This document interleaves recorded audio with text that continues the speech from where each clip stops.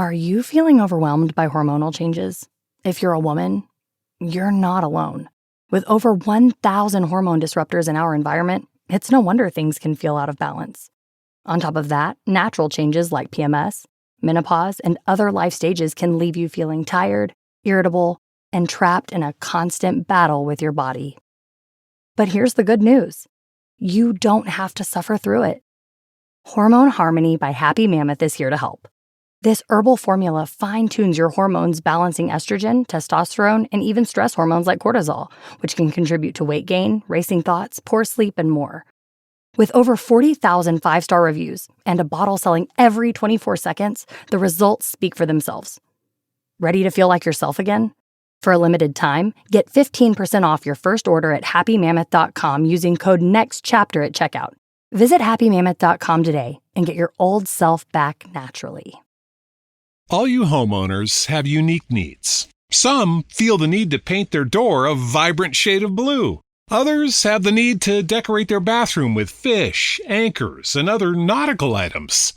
And because each homeowner has unique needs, Geico helps you get the right coverage for your home and what's in it. That way, you get exactly what's right for you, even if your needs are unique. Get more with Geico. Coming up on episode 271 of Wheel Bearings, we've got the Volvo XC60 Recharge, riding some e-bikes, the Hyundai Kona EV, the Kia Niro EV and plug-in hybrid, the Fisker Ocean, the Volvo EX90, the new Honda Accord, and more. All that coming up next.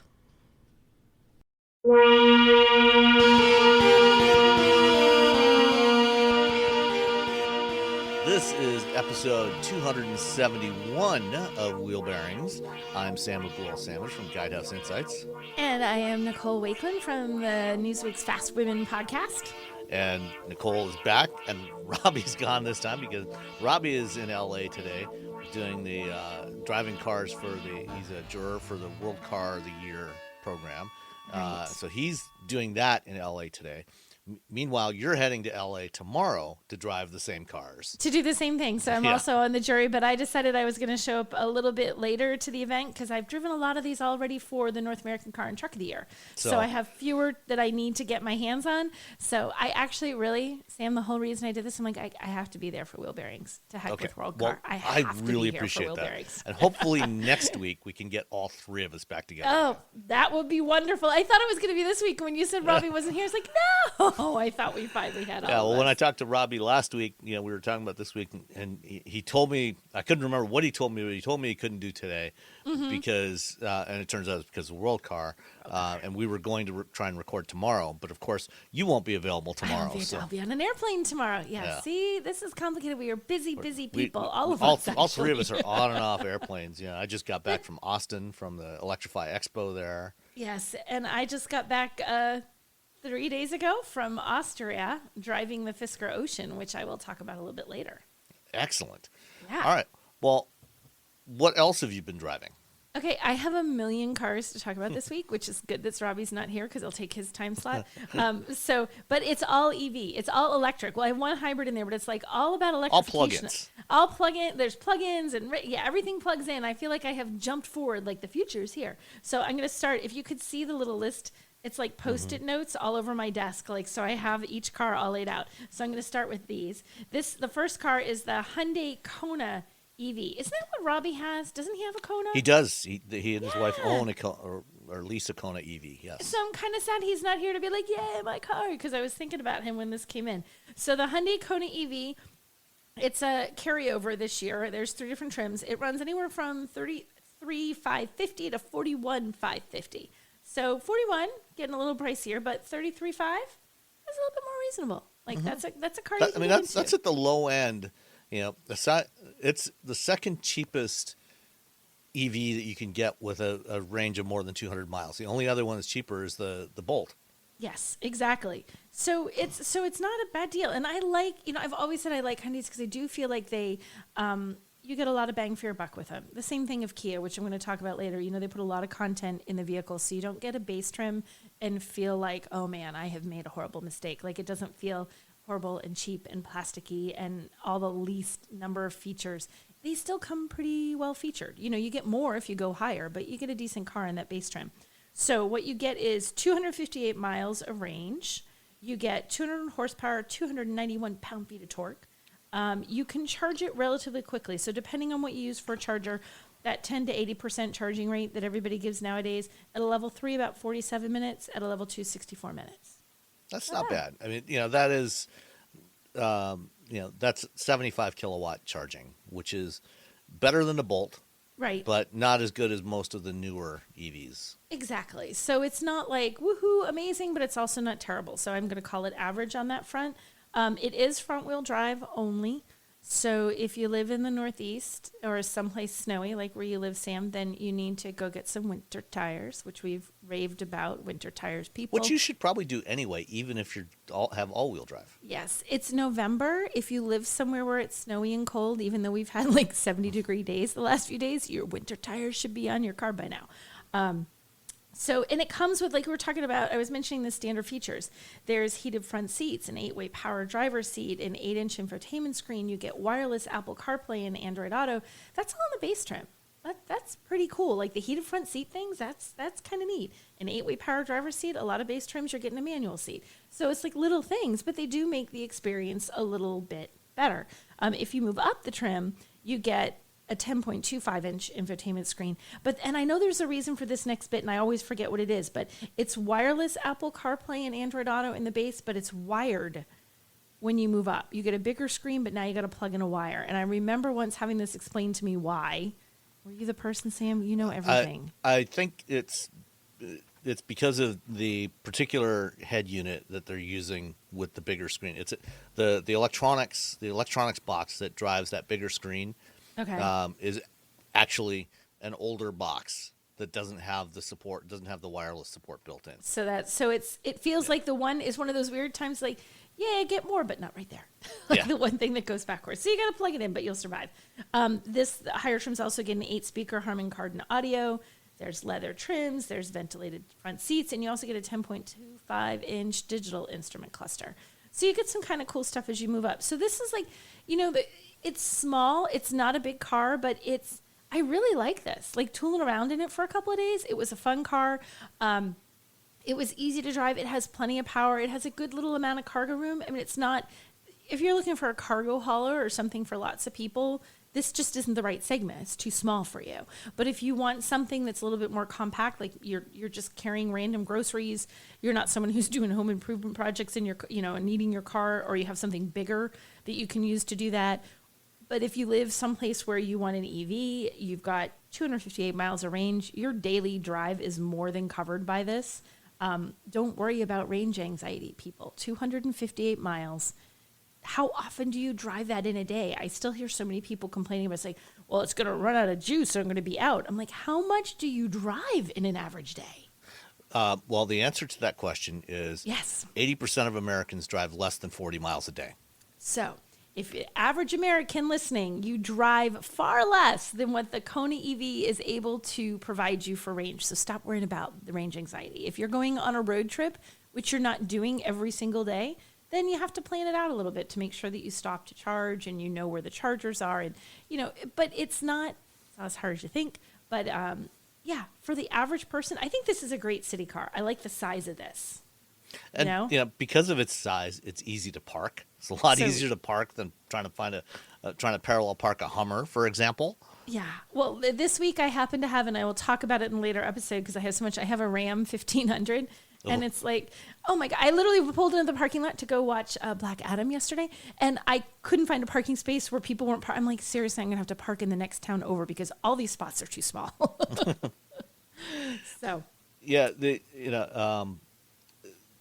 You mentioned winter, and one of the things that happens in wintertime with an EV is you do lose some range. And the truth is, even with a gas or diesel powered vehicle, you lose a lot of fuel efficiency in wintertime because you've got more rolling resistance when you've got snow and slush on the road. The battery, when the battery's cold, it has less power. As it warms up, it actually starts to release that power again. But when it's cold, you lose some. And a couple of years ago, I guess almost 3 years ago now, when the Kona EV first came out, I had one in like early February. Yeah. And the temperature here was sub-zero Fahrenheit, It was one of those polar vortex periods when I Yeah. had it.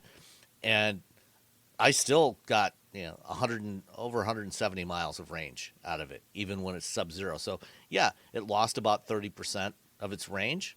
But when you've got 258 to start with, that's plenty. Right? You can lose a chunk of range and you're still okay, and the thing is, knowing that, like, even with we have a plug-in hybrid, which everyone knows, my husband's used to it. He's like, oh yeah, the range is a little bit lower. Like, he just knows he's getting a little bit less. And granted, he has a gas engine as backup, but it's just the standard look. Oh, it's a little bit colder. The range isn't going to be what it was. You get used to how your own car drives, and you get used to how it behaves in various road conditions, just in terms of driving, like how does it handle? The same thing is true of your EV battery usage. You get used to how your car is reacting to the temperature, to how you drive, to where you drive. If you're going up steep hills or something, through a whole, up a mountain for some reason, you get used to those things. So like, I feel like I'm being like really super pro EV, but I've driven some EVs lately that I've really, really, really liked.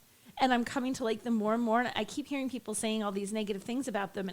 And we can't do it. I'm like, well, it's not like we're going to flip a switch and tomorrow we're ripping down all the gas stations and you have to survive your life on the existing EV infrastructure, nothing more. The gas stations will be there at least until the end of the year. At least you got like 2 months, people. So it's this sort of panicky thing. I'm like, it's new stuff, and it's like a sort of that book, Who Moved My Cheese? Things are different, but gosh, give EVs a chance. There's some good ones, and this is one of them. I like the Kona EV. That's on my yes list. I like it. Very good. So then we're going to go to their sister company. I thought it was kind of perfect. I had the Kona EV, and then I went on a little sort of curated drive program for the Kia Niro EV and plug-in hybrid, because I wasn't able to make the actual drive. So our Kia guy, Jeff, was fantabulous enough to still give me a chance to go for a drive. And I took it from Boston down to Newport, Rhode Island, and we drove around all day, and we had a chance to drive the hybrid and the EV. So it was kind of a road trippy kind of thing. What was kind of neat is we stopped. We didn't need to go and charge the EV. Obviously, it's not that far. But when we stopped, we charged it anyway, just for kicks and giggles. And people came over to talk to us, like random Joe with his Dunks. It couldn't have been more New England. He's got his Dunkin' Donuts. He's got his little bag of donuts. He's got munchkins that his buddy's eating out of his bag, coming over to ask me about how an EV works and what it was like, and did I like driving it. And he's trying to get his wife to get one, but she's worried about all these things. It was kind of fun to talk to people, just a regular Joe out there who had a lot of questions and had really good questions. He thought it was easy. I thought that the little Niro looked good. He's like, this is a cute little car. I was like, I agree, it's a cute little car. And then I told Kia, I'm like, I think I just sold a Niro EV, so my address for the commission on that will be. But yeah, so it was neat to talk to someone who was on the edge and who saw, okay, here's someone who has one who's plugging it in. And we were at a rest area. There were probably, I think there were 4 different chargers. Every single one was empty when we got there, and all appeared to be operable, working, no broken anything. Wait, 4 chargers that were all fully functional? Uh-huh, yeah. That's why I'm mentioning this. 4, my friend. Which brand was that again? Oh, God, now you're going to ask me who it was. But I have to look. I have a picture of it somewhere. I forget which brand it was. But they were all working. Like, from what I didn't, obviously plug into each one, but everything seemed to be working. Didn't have any broken things or tape or we're out of order, suck it up, Buttercup signs hanging out on the thing. So, can I find it? No, I don't have a picture of the charging station company. That's all right. Oh, wait, no, I do. Wait, it was ChargePoint. Oh, okay. I'm focusing in on a picture to see what it says on the side of the actual plug. Well, so for ChargePoint, all you got to do is, if they're big orange chargers, then you know it's a ChargePoint. Is it? Well, in my picture that you can't see, all I have is the nozzle that I have a picture of. So you can't see that much of it. I'm like, I don't know what this is. And that was 2 weeks ago. I can't expect you to remember this stuff 2 weeks later. What color was it? Sam. Sorry. So we drove both the hybrid and the plug-in hybrid and the actual EV. I actually like the EV better. I just felt like it was a little smoother, a little bit, I don't know, more well-mannered. Not that the plug-in was bad, but if I was going to pick between the two, I liked the actual EV. The hybrid runs $37,400, I think, to about $39,000, whereas the EV, $39,000 to $44,000. So it's almost like the EV starts where the top trim of the hybrid ends. So you do end up paying a little bit more, but we were talking about the pricing on that, the Hyundai. The Hyundai started at 33.5. The Niro starts at 39. So it really is that Hyundai's a deal, that you can get it that much cheaper. Both of them are really well equipped. Both of them are really comfortable to drive. They have the same sort of, they do the same thing that Hyundai does. You get a lot of stuff in the interior of that vehicle. It feels like a premium offering, not like a luxury car, but not like a super affordable. It doesn't feel like a cheap car. Like in any guise, it never feels like a cheap car. And frankly, sometimes for the price points that these brands are at, they are cheap, relatively speaking, just from a price point of view. You get, again, a really good range in the electric. It's 253 miles. So once again, don't worry about this whole, I'm going to run out of juice. It can charge. They gave their numbers a little bit differently, and I didn't do a math thing because you're the engineer, Sam. But it can charge in 43 minutes at a 350 kilowatt charger and 65 minutes at a 50 kilowatt. Okay. Is that from 10 to 80%? 10 to 80. Okay.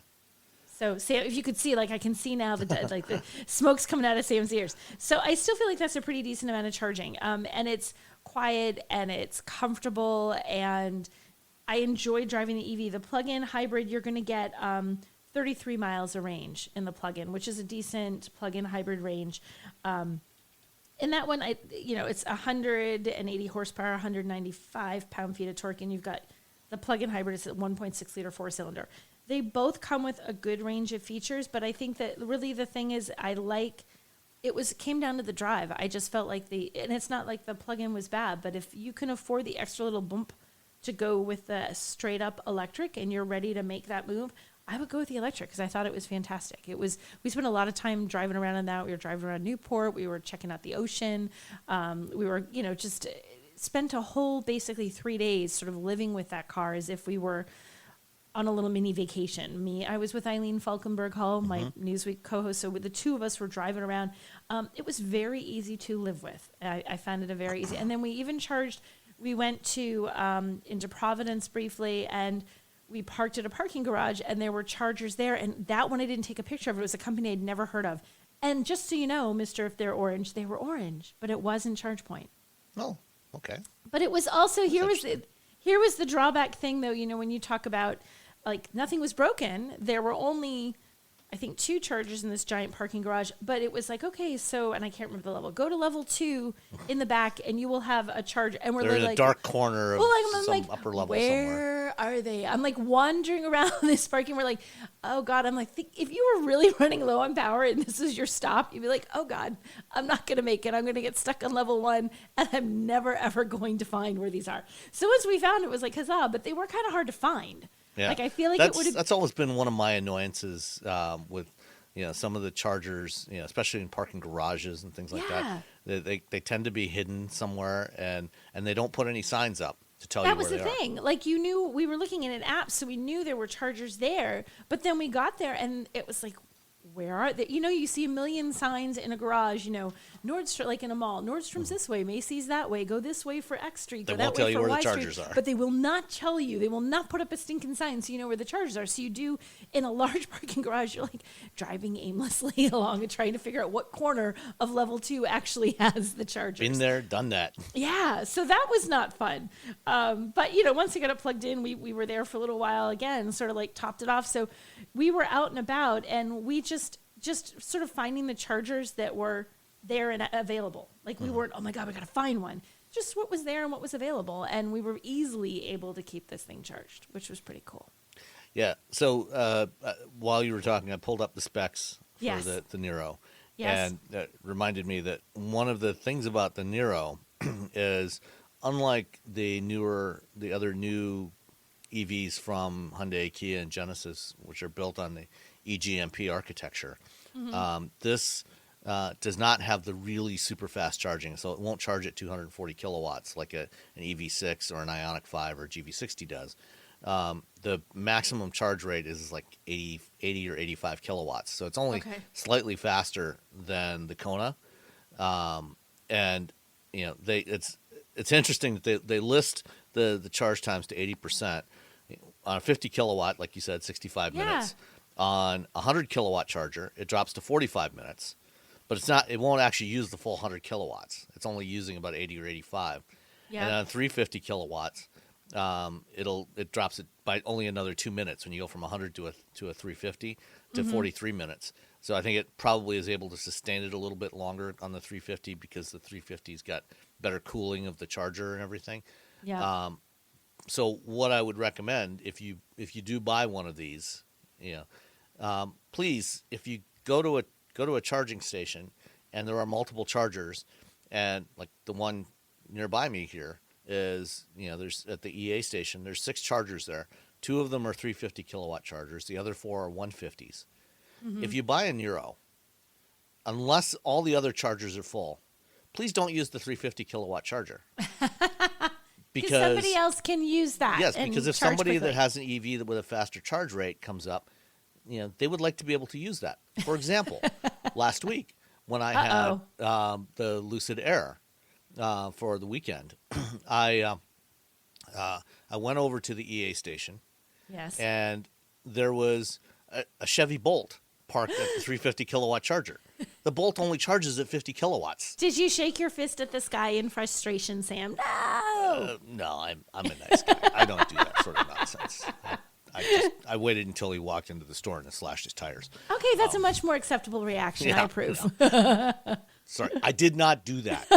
Joking. Before you message Sam, that is not Sam either. He would not do that. Yeah. But yeah, I mean, please, be courteous when you're charging. Yeah. Use the slowest or the charger that most closely matches what your car is capable of. Yes. Let's put it that way. Not necessarily the slowest, but the one that matches what you can do. So if you've got a car that'll charge at 100 kilowatts, use a 100 or a 150. Don't use the 350 unless that's the only thing available. I mean, if it's the only thing available, then go ahead. But yeah, try to be kind, to think about the fact that, like, if you can use something where you're not going to block somebody who could take advantage of that higher charging rates, don't do that. Don't, like, you use the one that's the lowest one that, works for you. Like, use a lower one if that's the highest your car can handle. Don't use one that it can't even handle anyway. Yeah, because your car actually is the limiting factor there. Right. You can hook it up to a faster charger, but it ain't going to charge any it's not really going to charge any significantly faster. You might get 2 minutes, and that's about it. That's about it. So it's not going to make a huge difference. So yeah. Oop, I just wonked the microphone. Sorry, that big thunk. It happens. It happens. Okay, and I have one more car. All right, one more. One more because, this one, that I went to Austria just to drive the Fisker Ocean. So you were one of the very first people that doesn't work for Fisker or Magna that got to drive it. They got to drive it. It was a very small program in a couple of waves. They had some journalists from Europe and the U.S., and they had some analysts in as well on different waves. It was a very small wave. The journalists on my wave was like literally me and 2 other folks. So very small. The cool part of it was that because it was so small, if there was a question you had, man, they were there. You had the engineers, you had the interior designers. Henrik was there along with his wife, Gita. So you have, like, the guy whose name is on the car is sitting there having dinner across from you. Like, you can ask if there's questions you want to know about his decisions about what was included and what wasn't, and pricing, and why they picked this factory and why they picked that factory or that fabric or that trim. He knows. It was really cool. It was neat to sit there and just listen to him talk because he is an interesting character. Did you do an in-depth deep dive on the company's finances with Gita? I did not choose to do an in-depth deep dive on the company's finances with Gita. Okay. I'll leave that to you, Sam. You can Gita is Henrik Fisker's wife, Gita Fisker, yes. And she is also the CFO of the company. So. Yes, so the 2 of them were there the whole time, and both lovely hosts for the event, and had a lot of information, and the off-the-cuff stuff that was like, don't say this stuff, which I won't say. Man has a sense of humor, and so does his wife. It was really, it was fun to chat with them, and they were very good. They were very informative, and it was interesting to see the perspective they had and the things that they know were their challenges and the things that they think they've got, and we won't know for sure until the car hits the market. But so we got to drive it. Where we drove it is at the Magna Steyr. Am I saying that right? Steyr, thank you. Facility, which is where they're manufacturing it. So instead of manufacturing it like we have built our own facility, we're going to do it all ourselves. they're using the expertise of Magna. But when you go inside, because we did a tour, there are very specific sections where it's like this, you're using our facility, but and some of our expertise, but Fisker's owning this little bit. You have to buy this equipment to do this testing. You have to buy that equipment to do that testing. So it definitely is an interesting partnership, and we saw plenty of Oceans rolling off the line. So they're getting things together. There's bits and pieces. We watched robot arms, solder stuff, and things going everywhere. So it was neat to see. It was funny. We spent a lot of time looking at details, which I think is a lot of what makes the Ocean a little bit different. Like the doggy window. Are you familiar with the doggy window? Yeah, between the C pillar and the D pillar at the back corners of the car. Right. So to do that, initially, I guess he was like, this sort of engineering response is, you can't do that. He's like, well, sure we can. We just got to figure it out. And they happened to have one where the guys were fitting parts into that, like testing stuff with that while we were there. And it was neat to see how they had to carve out, the metal here and put an extra strength in there and then wedge this little thing. It's very tightly packaged, and it was kind of interesting to see how they did that stuff. As far as the car itself, you get 4 trims. The base trim is the Sport. It's $37,499. The top trim technically is the One, which is a limited edition.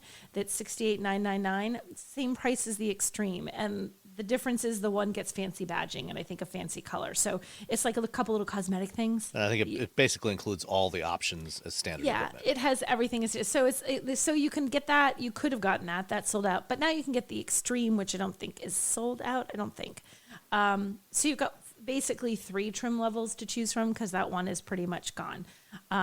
It's a really beautiful car. Like the interior design, it's actually really sleekly designed. Like one of the things that I really liked about this, you don't see a speaker, but it has an audio system. They've sort of hidden the speaker grills behind sort of fabric treatments and things. So when you look, everything's very clean because you don't see a big speaker grill with a trim and all that.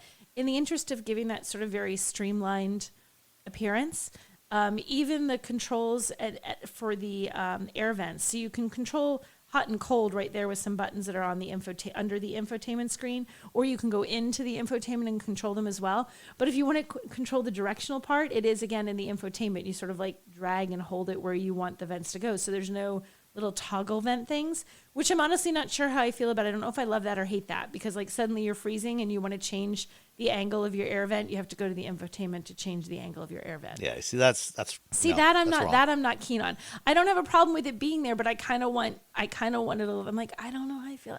It looks really nifty. I mean, the graphic is really cool, but that was like one of those like, this sounds cool, but when my face is freezing and I just want to quick flip it out of the way, you can't. So, like, and I understand why a big part of the reason why they did. I mean, there's two main drivers for that. One is, you want a clean look. You don't want too many buttons and switches. Exactly. But that also detracts from functionality. The other component is cost. Yeah. Engineering all of those pieces. switches and buttons and everything, and assembling all that adds a significant amount of cost. Yeah. And this is why Tesla does everything in software, because it's cheaper and easier to do it in software than it is to actually engineer it and put it together, but it's harder to use. Right. So it's a trade-off between usability and cost. Yeah, and that was one of the things usability wise. I kind of was like, I don't like this one. That was the one thing I didn't like. But what I did, they have the spinning infotainment screen. I don't know if you've seen this, Sam. Yeah, I saw it last year at LA when they revealed 17.1 inch infotainment screen, and normally it's in like portrait mode, how it sits on your dash, and they call that, I think, control mode. But then you can flip it into Hollywood mode, which is a landscape mode, and you hold a little button that's right beneath the infotainment screen. You hold it for a couple seconds, and it rotates. Hold it for a couple seconds again, it rotates back. It only works when the car is parked. It's not going to be spinning around as the driver's trying to drive. And you can't pull away with it in that longer Hollywood mode. It makes you go back into control mode as a safety thing. The engineer that was there was fantastic, and he talked a lot about how they did that and the motor that was required. And the amount of engineering that had to happen with that to make it safe and to keep it from vibrating, because, you know, instead of being like fixed on your dash, it moves. So you don't want it like moving and shaking at all if you're going over a bumpy road or just coming loose. So there was a lot that went into that. And they said, you know, talking about cost, that's something they spent a lot of money on to make that screen. So it's an interesting, okay, so we don't have vents that we can move on our own, but we do have a really fun infotainment screen that revolves on your dashboard for if you need to sit and charge. And it was kind of neat, you know, and you watch everything goes, you know, the orientation of everything flips, you know, suddenly you're here and there's like blink, blink, and now you're here. There is supposed to be a graphic apparently that shows when you're flipping from one mode to the next. But they didn't have that. That wasn't in the ones that we were checking out. We were still looking at technically prototypes. So not everything was completely finished perfect. That was one of the things. That graphic wasn't there yet. But I put up a video of this screen spinning on my Instagram, which was kind of fun. It's just kind of neat to see it because you're not used to that, like a spinning infotainment screen. Who has that? But the system seemed pretty easy to use. The screen was responsive. It's nice and crisp. They also have some other neat features inside of it, and they're literally called taco trays. Sam, they're called taco trays. I want to know the badass who is able to eat a taco while he's in a car, even when it's parked, and not wear the taco, because that would not be me. I would be like, I had tacos for lunch, because you would see it all over my shirt. But there's one that deploys out where your glove box would be. You push a little thing and a little tray pops out of there for the passenger. And the other one, you open the center console and it folds out, and it's like a slightly larger sort of clamshell little table.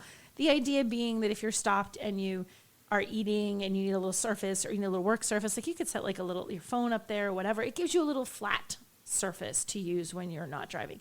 It's kind of cool. And I was wondering about the storage. I'm like, yeah, but you lost a glove box. They're like, no, you didn't, because when you look under the front seats, there's this little door that flips down, and there's a little pod for storing stuff.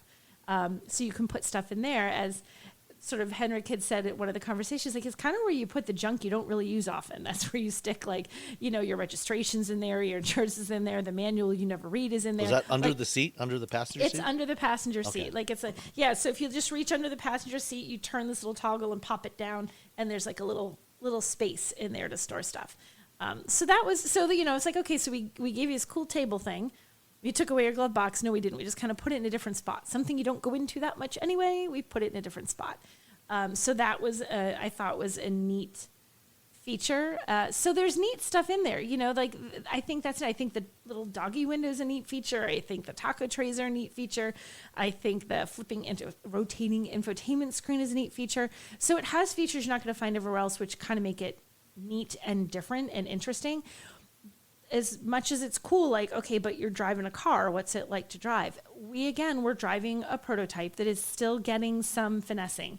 I think they sort of said, like, okay, we're like 85, 90% of the way there, but we're just doing little tweaks to try to make it better and make it better and make it better, because a lot of this is software stuff, you know, that you can keep finessing it until you're ready to say it's done. Or you ship it and keep finessing it afterwards. Or you keep it, which is which is what a lot of things was happening now.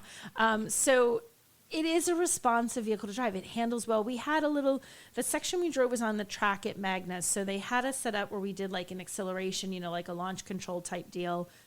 Then we had a hard brake. They called it the moose test. You know, you brake as if you're about to hit a moose and see if you can double stop. lane change. Yeah, and do the double lane change. Then we had some like slalom things, and then they had a circle. They even had a skid pad where on purpose that was, you know, covered with water. If anyone's never driven on one of these, it's super slick. Like you're like, it's just water. No, it's designed to have zero grip. So when you turn your wheel, you slide, and it was like just so you could kind of feel how well does it handle that kind of thing to recover.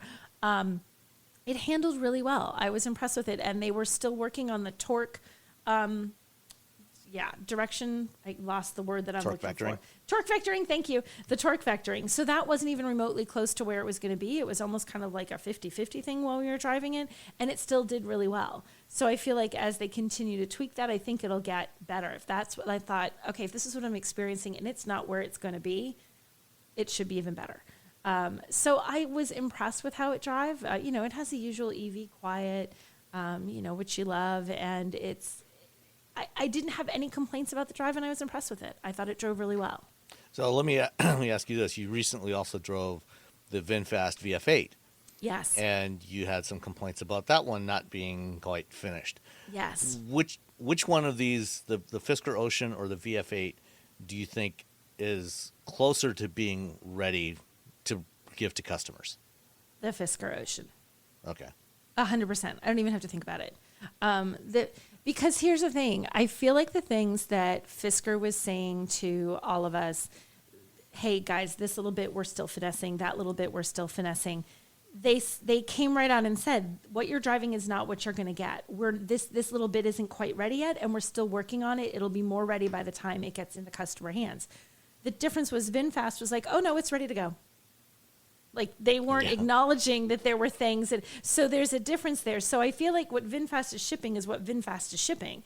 What Fisker is shipping, they could ship it right as it is right now. Do you know what I mean? Mm-hmm. And it's totally fine, but they're still improving it. But I think Fisker's, I have more confidence in the product if, like, from what I saw where Fisker was and what I saw where VinFast was. If you were asking me which one, I would, what would I spend my money on, or what would I say has a better chance or seems more solid? I guess I would definitely point to the Fisker Ocean. Okay. And did they? I know when I talked to Henrik a year ago at the LA Auto Show, and they first showed off the production intent version of the Ocean. Yeah. They talked about, it's supposed to start production job one this week, official, non pre-production, but actual production models this week. Yes. This coming week as we're recording this, and then shipping to customers, like it should be arriving in North America not long into the new year. Correct. Is that still the target? Yeah, so the official start of production, I believe, is November 17th. I think that was the date, I'm pretty sure. So that's the official start of production, the November 17th. They're going to be, it will be shipping into North America the beginning of the year. They're saying, I think they said early 2023, I believe is the technical early, put that in air quotes. But they're saying by March. But the only thing, and this has come up in a couple of different places, and I do think it's worth mentioning, but I think this really needs clarification. When you're talking about, how the OTA updates, and that's a big thing. They can OTA update, and that's actually, generally speaking, a good thing, because you can update something that you realize is not quite right. Whoever you are as an automaker, you can make it right without having to, bring the car and plug it into something. You can just over-the-air update it. The one thing that and it was sort of weirdly phrased in the press kit, is the safety features on this. There's a list of pretty standard safety features. And the way it's phrased is it looks like it's an over-the-air update. And everyone was kind of like, wait, what? Because this isn't advanced highway driving assist or something. It's automatic emergency braking, things that are pretty basic. And I guess where it's in there because they wanted to hit the letter of the law kind of thing and make sure that they were very clear that a super teeny tiny number of vehicles may actually get into customer hands initially without those features. We're talking a really small number. How exactly many? Couldn't tell you. Now, is that without the software or without hardware? Without software, because all it will take to fix this is an OTA. So an OTA will very quickly come. It was sort of some people read it, but I actually sat there and I said to the engineer, I need some clarification because this seems weird. You're shipping a car without the safety. And he's like, let me clarify. So there will be a few, maybe, kind of, that will hit without that initial stuff. But in very short order, that will be an OTA that will fix it. But the vast bulk of the vehicles that are going to end up in customer hands will have already had that OTA, so they will have it. So, and that would be a very small number. So that is just something worth noting because it is a negative thing, but I feel like it needs complete clarification. It's not we're shipping your car, there isn't any safety. That's not what it is. There's an OTA coming. A small number may get it without it initially, and that will all be over an OTA, but the vast majority will have that when they get the car. So in terms of your OTA stuff, that's one of the OTA things that they're sort of prioritizing. Let's get this into customer hands, and the few that get it early before this is quite ready will OTA it and make it happen. Okay. That's all right. That's good. Yeah. All right. So I'm looking forward to driving that, once they get here, hopefully early in the year. Yeah, it's a solid car. I think people are going to be impressed. I think the little features inside, that make it different, the design that's a little bit different. It's a solid vehicle. I had a lot of reservations about VinFast making a solid vehicle. I don't have the same reservations about Fisker.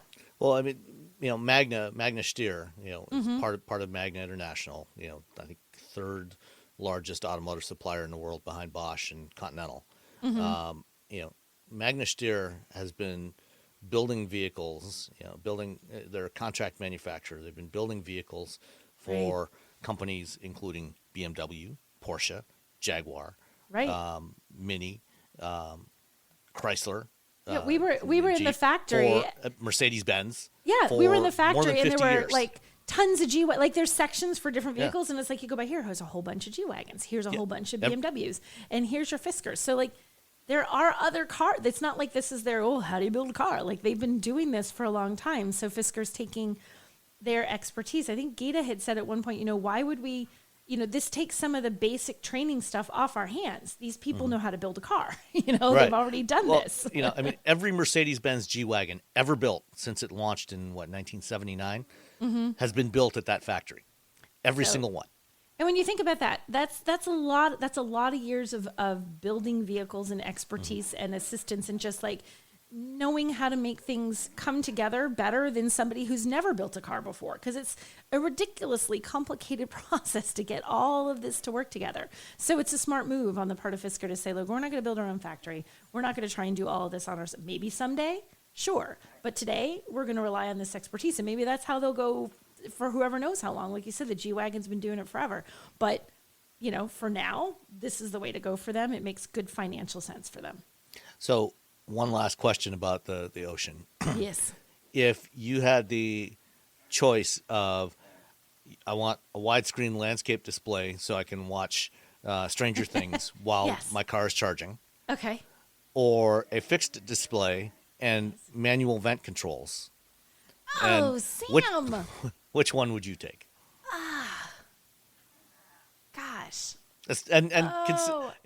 Okay. As part of your thought process, consider what is the likelihood that at some point in the in the life of that vehicle that screen is going to stop functioning. The rotation component is going to stop functioning. Well, I'm not as worried about, honestly, the amount of, it's almost like it's over-engineered in a good way. I feel like the rotation screen, they've spent a lot, and they seem very confident about the rotating. So aside from, they even talked about, like, is your kid going to wail on it, or it's like things they're trying to do. So, I don't know, but just the regular Something going to get jammed in there. Well, like I've driven, regular established OEMs, and what did I had a Ford, and the infotainment went poof, and just stopped working. So now so I couldn't change the temperature. So, oh God, I might, if I had to take the air vents.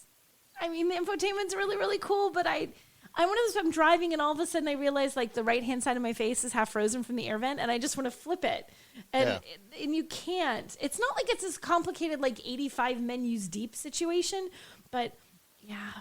Well, I remember when the Jaguar XF first came out in like 2008 and it had the rotary shift knob that rose up out of the center console. I don't know if you remember that, because when the car was off, it was flush. You had this flush surface for the center console. As soon as you hit the start button, this cylinder would rise up, and then you twist that to put it from park to reverse, neutral, and drive.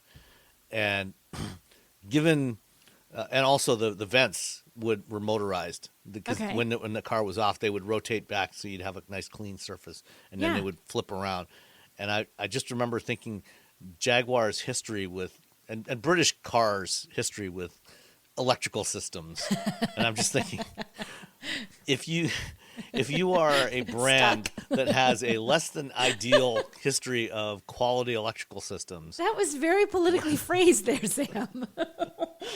This is the company that that brought us Lucas Electrical Systems, where you had I remember when I was young, seeing a cartoon in Road and Track of a Lucas toggle switch in a British car, that was labeled, 3 positions were labeled off, flicker, and dim.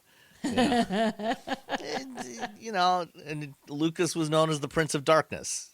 So if you've got to look at, okay, what are the features I want to put in here? What is the likelihood that this is going to fail at some point and be a very expensive warranty repair? It really is always my reservation with, I love touch screens. I know you hate them, and we're going to just fight about that till the day we die. But I don't. But I think we're both in agreement. There's some things that you don't want in a touch screen. Like there's some things. Give me a button. Give me a hard control for those things.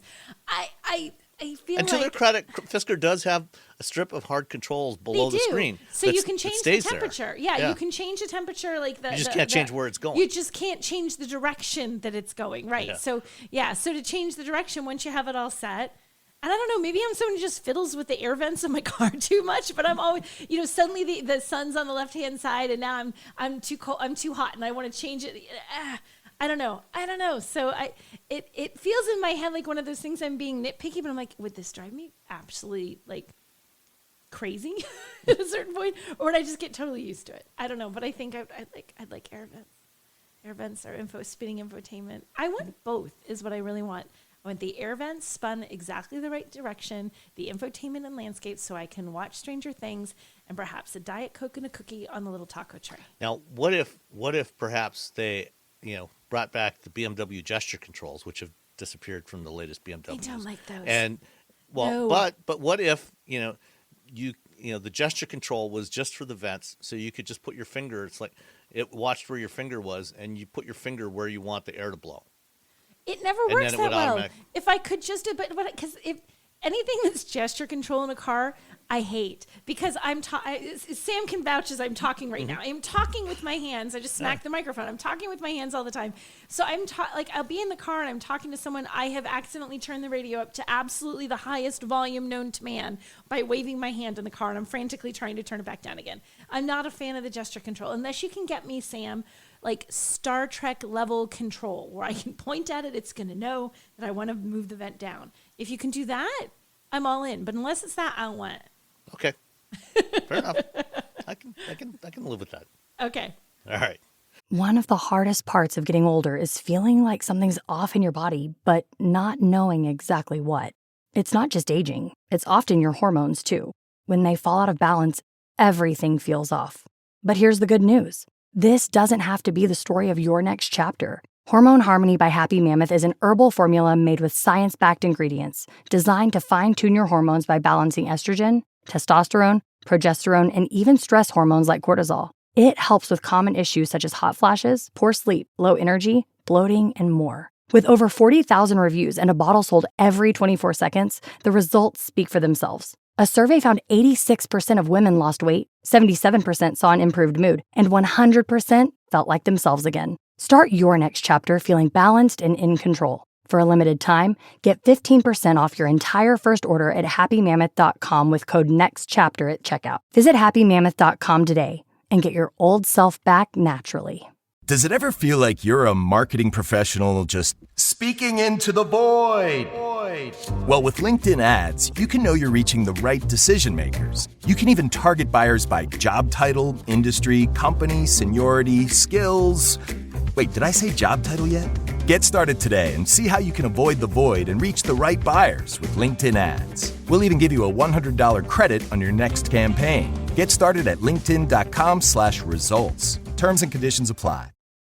Geico makes it easy to get affordable renter's insurance in as little as 90 seconds. That way, you have more energy for harder things, like the laundry. Why is it so difficult to fold clothes? They just end up wrinkly anyway, or on the floor in a pile that just sits there, taunting you. But with renter's insurance through Geico, at least you know that those clothes and the other things you love are covered. Get more with Geico. Did you know you can support Wheel Bearings directly? Head to patreon.com/wheelbearingsmedia and you can become a patron today. Your contributions will help fund the platforms and tools we use to bring the podcast to you. And exclusives and improvements are already on the way thanks to your generosity. So if you want to be part of an automotive podcast like no other, head to patreon.com/wheelbearingsmedia. We've updated the Wheel Bearings merch store, and now there's a whole bunch of new choices, new colors, new styles, t-shirts, sweatshirts, hoodies, hats, mugs, travel mugs, stickers, aprons, tote bags, you name it. You can get your Wheel Bearings merch at shop.wheelbearings.media. Go check it out. That's shop.wheelbearings.media. Let's see. What did I drive? Oh, I drove the 2022 Volvo XC60 Recharge, Nice. which is the plug-in hybrid version of the XC60. Actually, let me make sure it was in fact a 20. Yeah, it was a 22 model. It wasn't a 23 yet. And so there's actually two different versions of the 2022 XC60 Recharge. The early part of the model year, it was carryover from the last 4 or 5 years that they've been building these. And then midway through the model year, starting from about March of this year, they switched over to an upgraded version. And they rolled out the upgrade of the plug-in hybrid system across all of the Volvo plug-in hybrids, the XC90 and the S90 and all the other models that had the plug-in hybrid option. And the new version brought a number of changes with it. First of all, they made some changes to the 4-cylinder engine. Previously, they've all had a 2-liter turbocharged 4-cylinder engine, but previously the plug-in hybrid had the so-called twin-charged engine. So it had the 2-liter 4 with a turbocharger and a mechanical supercharger that generated, I think, was it about 300 and some horsepower, 315 horsepower, I think. Mm-hmm. And they then had the electric motor on the rear axle. So it was what they call a through-the-road hybrid. So unlike the Prius where the motor is embedded in the transmission, this was the motors at the rear axle. And they changed that up to make it more efficient and also to give you more range. And the battery pack is mounted down the center transmission tunnel or drive shaft tunnel. And so what they did was they got rid of the supercharger.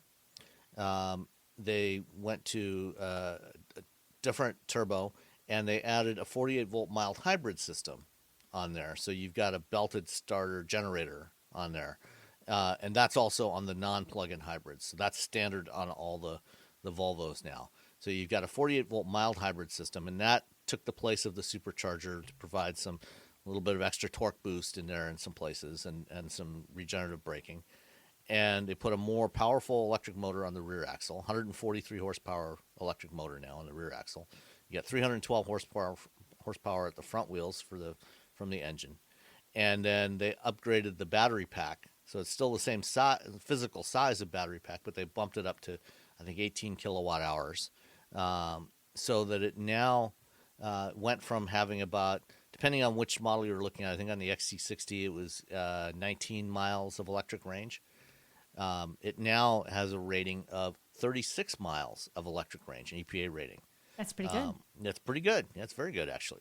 And in my test on my usual drive loop that I do with plug-in vehicles, I actually got 39 miles before the battery was depleted. Wow. Wait a minute. The range was 33 and you got 39? 36. 36 and you got 39. Yeah. Wow. So that doesn't often happen that you beat it. It's normally like a little less. Yeah. No. So it was very good. Very, very impressive. So you've got a total of 455 horsepower in this thing, 523 foot-pounds of torque. So this thing, the XC60 is, kind of their mid-size 2-row crossover. I personally prefer the V60. I like more car-like. I like to be down lower, but it is what it is. And this was also the Polestar engineered version, which means that you get those bright yellow seat belts and the big giant Akebono brakes, not Brembo, Akebono brake calipers. They're actually gold colored, and also adjustable Öhlins dampers, which are somewhat less useful than you might hope because they're not adaptive dampers that automatically adjust to the driving conditions. Mm-hmm. They're adjustable, but you have to go in and manually adjust them. So you can tighten up the damping rate. So if you want better handling, you can go in and adjust them manually and tighten it up. Or if you want it a little more comfortable, you can make them a little bit looser. But nonetheless, it's the XC60 Polestar engineered. All the Polestar engineered Volvos drive really well. I really like them. And on the Polestar engineered, you also get sport seats that are more supportive. So you get heavier bolsters on the sides. Very, very enjoyable to drive. It's quick, 450 horsepower, 500 foot-pounds of torque. You can't complain about the performance. With the more powerful electric rear motor, when you put the car into pure mode, which is the EV only mode, previously it had, I think, just over 100 horsepower, which was adequate. If you were, if you had a light touch on the accelerator pedal, you could drive around, in electric only mode, without holding up traffic too much. The 143 horsepower now, much easier to just drive it normally. That gives you, plenty of performance for regular day-to-day driving. And then if you really get into the accelerator, then the engine will come on automatically. If you ask it for full performance, it will just automatically come on and give you that full 455 horsepower. The interior, hasn't really changed since the XC60 debuted. I don't know, the current generation XC60 about 4 or 5 years ago. But the new one with the change in the powertrain, they also rolled out the updated infotainment system, which is the Android Automotive-based infotainment system. Do you like it? I like it. Yeah, it's much better than the old Census system. The old Census system was not good. The performance. It got better over time. They upgraded the chips in there, so it became a little more responsive, but the interface was not great. I like the new system, the Android Automotive system. So it's got built-in Google Maps, Google Assistant. It's got the Google Play Store, so you can download some apps for streaming and charging and assorted other things. So that's all very helpful. When you're using navigation, the Google Maps actually show up in the digital instrument cluster. You'll see the maps right in front of you. You also get with the heads-up display. It'll give you the prompts, when to turn and all that sort of thing. And I have a question. How much do you think? Because this came up, and I meant to mention this and didn't. A car not having Apple CarPlay and Android Auto, if the infotainment system could be good enough that you didn't feel you missed it, do you think people would care about the Apple CarPlay and Android Auto? Because that's the reason you go for it right now, right? Some people probably would. Now, this does actually have support for CarPlay. Yeah. So if you are an iPhone user and you prefer to have the CarPlay experience, you can plug in your phone and have the CarPlay experience show up on the screen. If you don't want to, you have the option to log into your Google account. Mm-hmm. You don't have to.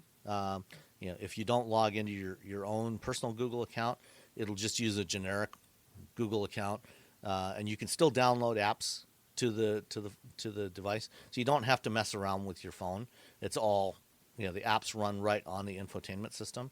Mm-hmm. And so, I use Pocket Casts to listen to my podcasts, but you can also download Google Podcasts. You can download Spotify, Tidal is in there. There's a number of different media streaming apps that you can get, and they just run right on there, so you don't have to mess with your phone.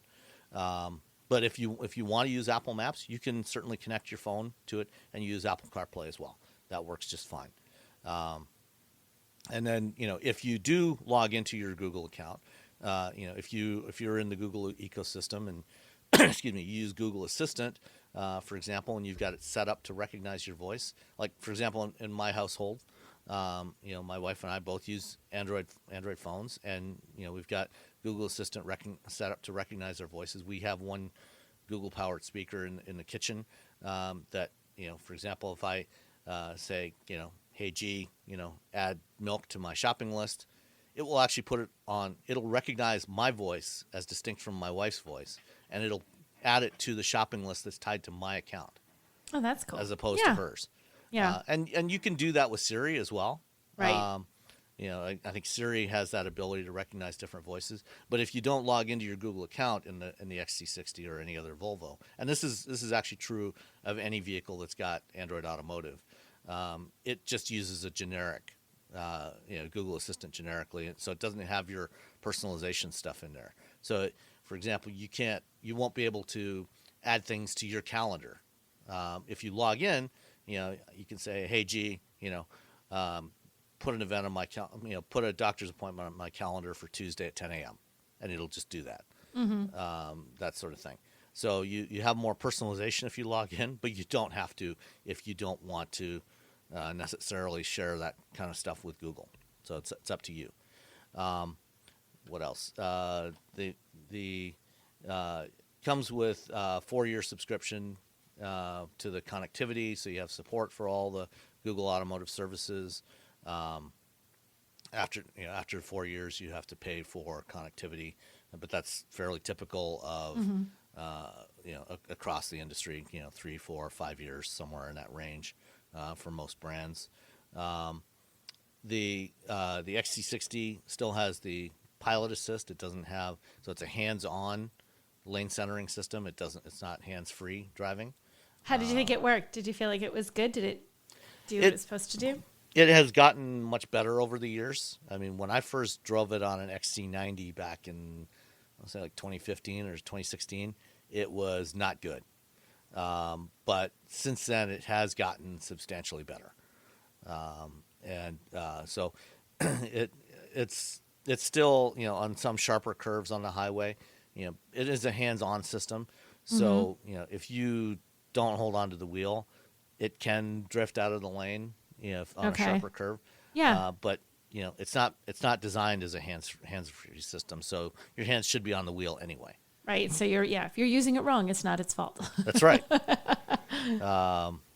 Let's see what else. I mean, I really like the modern Volvos. I like their design language that they have on there.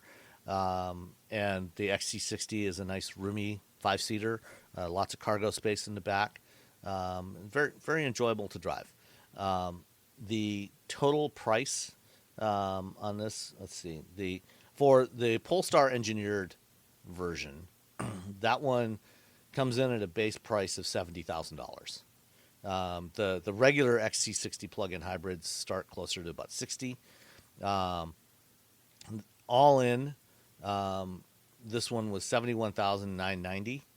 I think the only two options on it were the metallic paint for $695 and the power liftgate for $200. And then, have you been paying enough attention to do the math to figure out the destination charge? I don't do math on Sunday morning, Sam. I'll take a guess though. I'm going to go with, because I didn't do the math. So my guess, I feel like $1,295 is a solid number. Slightly over by $200. $1,100. Oh, so okay. $1,095. So I was close on the 95. Do I get credit for at least like knowing the 95? Price is Right rules. Okay. Go Dang over it. and you lose. Dang it! I should have just bet $1. Robbie isn't here. I automatically would have won. Damn exactly. it! All right. So that is the Volvo XC60 T8 Polestar engineered extended range, and that's if you happen to go to a Volvo dealer, if on the odd chance that they have actual inventory there, what you want to look for is any of the Volvo plug-in hybrids that say extended range on them. Those get you, depending on, from the XC90 to the 60s, somewhere between 33 and 36, 37 miles of range, electric range. If it doesn't say extended range, then it's an older 22, and those are only going to be somewhere around 18 to 20 miles of electric range. Okay. So you definitely want the extended range version. Yeah. So that's the XC60. I've driven that, and I agree with you. I think it's a great car, and I really do like the sort of Scandinavian aesthetic of being sort of simple. Like it delivers that luxury without having to have lots of chrome and flash, and it's this understated thing. Like, I'm a fancy car. I don't need to tell everybody. I like that. Yeah, no, absolutely. All right. So one other thing I want to talk a little bit about briefly. I think I mentioned earlier that I was in Austin for the last couple of days. Electrify Expo was going on. This is an event that they do at 5 different locations around the country. That they do one in Long Beach, Miami, New York, Seattle, and Austin, Texas.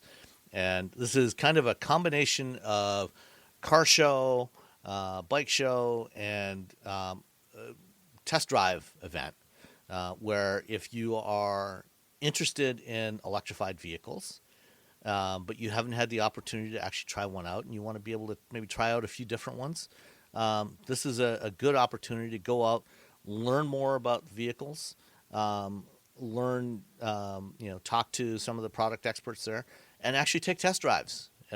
They were doing test drives in, everything from Kia EV6s and BMWs to Lucid Airs and Rivians. Did you have you been in the Lucid Air? Yeah, I was actually in one last weekend for a couple of days. That's right. Okay. And then I drove one in September as well in California. What a great chance to get your hands on some cars, though, at that event that you would never get your chance to drive unless you're buying one. And even then, you're probably waiting for it. Right. And it's not just cars. It's also they had e-bikes and scooters. And, since I had actually driven all the electric cars and trucks they had there, and I wanted to, leave that opportunity for the people that were there. I was there. I was speaking at the industry day on the day before, but I did take the opportunity to ride a few e-bikes. I've never ridden an e-bike before, and these are. I actually have never ridden an e-bike. I've had the opportunity, and I was like, no. I don't know. I think I'm too scarred by the e-scooter that I feel like I'm always taking my life in my hands and I'm going to die. I'm like, I don't want to knee anything unless it's got four wheels and doors. Well, I mean, if you've ridden a bicycle, I mean, it's a bicycle. It's just like any other bike, except that you can go a lot faster. Okay. So I tried a couple of different bikes. I tried 3 different bikes. One from Bosch. And then a couple of different bikes from a company called Specialized Bikes. Okay. And they're really cool. I mean, like on the higher powered Specialized bike, which has a range, nominal range of, I think about 110 miles between charges. And obviously that depends a lot on the terrain. If you're driving, like if you're riding it in San Francisco and going up hills all the time, your range is not going to be as good. But on the speedometer, seeing like 20 miles an hour on this thing, on a bicycle. And that makes me nervous. But I mean, you don't have to go that fast. How fast did you go? I went about 20 miles an hour maximum. See, you did because, of course you did. Yeah. And I mean, if I had a longer straight line, I could have actually gone faster. But the course that they had set up. That was the most. I could have gone faster. I could have gone faster, but they didn't let me go faster. I'm a better driver. I like that, Sam. I could have gone faster. Whatever. These are essentially plug-in hybrids. And typically most of these have a battery that is either embedded in the lower part of the frame, or attached to the lower part of the frame, and then an electric motor. That is built into the, and these are electric assist, so they're not. It's not like an electric motorcycle. It's electric assist. They also had some Livewire was there. Harley Davidson's EV division, electric motorcycle division. Do you drive motorcycles? I don't ride motorcycles. I've always I don't either. I don't do motorcycles, and the Livewire is always so intriguing to me. But I feel like people I know. I mean, I think Robbie's ridden. He has, yeah, that's right. And everybody likes says, it. Yeah, everybody loves them. Except it's like, it's outrageous, isn't it? Yeah. In the motorcycle world, which I have no context of pricing. They have reduced the price. When it first came out a couple of years ago, the Livewire was like $30,000. Jeez. And it's now down to about $20,000. That's still kind of pricey, right? For a motorcycle? That's still an expensive bike. Right? Okay, because I literally do not pay attention to motorcycle stuff at all because I don't know how to drive them and I don't know anything about them. So, yeah. But the e-bikes, they're pedal assist. And so you pedal and, it basically assists and makes you go, and you can select how much assist you want, how fast you want to go. There's a switch on the handlebars, so you can toggle it up and down and get different. There's different modes you can use.